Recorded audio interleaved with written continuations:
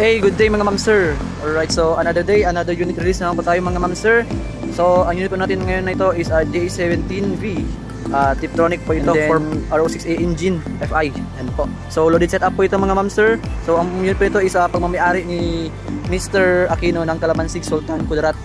Ayan, so ang napili niya pong kulay is black and then beige po ito. So darker lang po siya. Yan, so as we can see, meron po siyang outer mags, meron siyang fog lamps and then bumper. Ayan, so meron siyang chrome sa kanyang hood. Ayan, syempre itong unit na ito is ganito po, power mirror po ito. Ayan, power window din po itong unit na ito. So meron siyang stepboard sa likuran bahagi. So meron siyang ladder, nilagyan natin ng ladder. At saka merong dashcam, reverse cam. Ayan.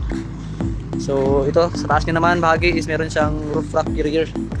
Ayan. So i-meet up natin itong may-ari ito ngayon doon sa Jensan. Ayan, so ito po yung loob niya. Ayan, naka-upholstery na po yan, mattings. Ayan, so siyempre meron siyang yun, yung touchscreen sa reverse cam, dash cam niya. Meron siyang dito, head panel dito, mini fan, siyempre.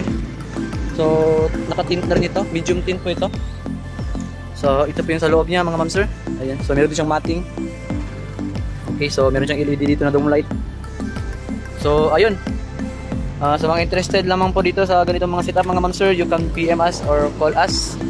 Pwede kayo mag-visit sa aming page and then open mo tayo everyday sa ating shop mga ma'am sir. So, to PM us and yun lang po. Ito po Service Garage at your service. Have a good day.